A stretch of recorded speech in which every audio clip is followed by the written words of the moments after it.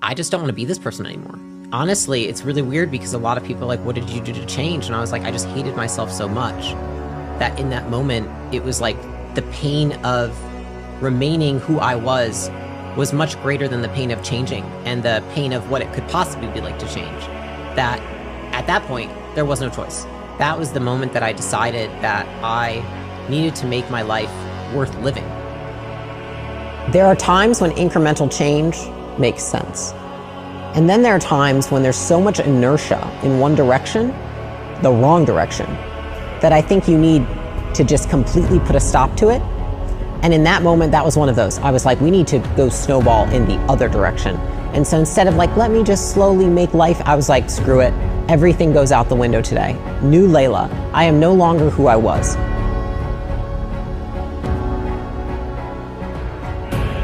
You need to be the woman that you do not have. You need to make it worth it.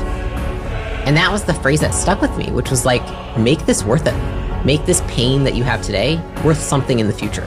I understand how frustrating it is to set a goal and then miss it year after year after year. I get it because I've been there. It took me 5 years of failing before I actually lost 100 pounds. It took me 2.5 years of barely making rent before I actually made it in business. The price of discipline is pleasure.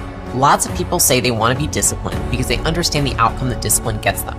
But what they should actually be asking themselves is, what are they willing to give up to be disciplined? I've just now seen and had my life play out enough times that I've realized that feeling shitty is the price you pay for success. Turning my life around then and keeping my life on track now, it costs discomfort today. You pay a price today. It's going to be uncomfortable in the short term, but it actually gets better as you continue on. You earn respect from yourself, you gain confidence, and you create trust with yourself. You can trust yourself that even when things are uncomfortable, even when you don't want to do things, you know that you can show up for yourself. I think at the end of the day, when I look at people who change and people who don't, it's, what do you fear more? And I think a lot of people are so afraid of their feelings, of the fear of what if, of the fear of the unknown, of the fear of not drinking and not doing this and losing all these things. But if you just tell yourself, today I'm going to be scared and I'm going to do this thing that I'm scared of, there's such a sense of freedom, because I think that the reason that we really don't change is we're scared of a feeling. And then I realized I can experience all of those emotions and I'm not going to die. Fear is a mile wide and an inch deep. If you just take the first step, you're like, it's a fucking puddle. I can just skip through it. Things require a lot less effort than you think.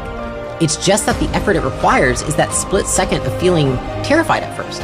And so I have this phrase I tell myself very frequently, which is do the opposite. It's like, I need to do the opposite of what my natural inclination is, because my natural inclination is always to survive, which means run and hide from scary things. But what I can do is that despite what I think and despite what I feel, I can change my behavior. And that has been like the one thing that has brought me relief in everything, because I can feel as bad as I want. I don't have to act that way. I can acknowledge that I have emotions, and I can still act in accordance with my values and goals despite how I'm feeling. It might be hard at first, it might be hard the whole time, but you can still do it. Success is not based on how you feel. Success is based on what you do.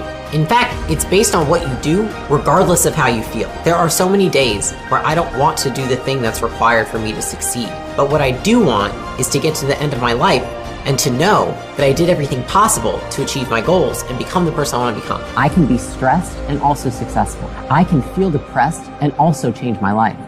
You can be a walking contradiction. You can feel certain ways and you can act another. I think a lot of people, when they're at a point where they want to change their lives, they have to change their relationship with their thoughts and feelings. And so we think, when I'm nervous, I should not do something. You know, if I have a thought that I could fail, I shouldn't try, right? And it's almost this weird process of unlearning some of the old sayings that people say, like trusting your gut and doing all this thing. That hasn't worked for me very well. If I trusted my gut, I wouldn't be doing half the that I do right now. Instead of worrying about the scale in the gym and how much I weighed every day, I focused on, am I hitting my macros? Am I getting my workouts in? That shift changed everything, because suddenly I felt like I was more in control. I wasn't at the mercy of external results. I was measuring my success by whether I followed through with my commitment. When I was trying to lose 100 pounds, it felt like, oh my gosh, this is a lot of weight to lose. And so I didn't just create a vision board, I created 2 boards. I had a vision board, and then I created a goals board. What's my goal for the year? What's my goal for each month? What's my goal for the week? And what's my goal every day? Instead of a vague plan like I'm gonna work out in the morning, specify the time, specify the type of workout, specify the exercise. You have to get specific. Intention is not good enough. Vague directions don't work. Focusing on outputs is like standing in a garden, staring at the flowers and willing them to grow. When if you focus on inputs, it's watering the soil, pulling the weeds, making sure they get sunlight. The flowers grow because you did the work, not because you wished for them to be there. The plan is working. It's often that either one, you're being impatient with the plan and you just don't recognize how long it actually takes. Two, lie to yourself about if you're really sticking with the plan. Long-term consistency will beat short-term intensity every freaking time. It's easy to muster up the energy to do something once and do it great and do it with intensity. What's hard is doing it day in and day out. I needed to accept what was and accept that certain things had occurred and also accept responsibility that today I can do something about it. And also accept that in doing something about it, it doesn't mean that my life feels better tomorrow. It might mean that it's hard for 2 years or 3 years. It's not like tomorrow you're gonna walk out and you're gonna watch this video and suddenly you're like, I wrote down all my rational beliefs and now I've swapped them and now I'm practicing them. And so it's just gonna be black and white. Tomorrow I'm a new person. Like, it takes time.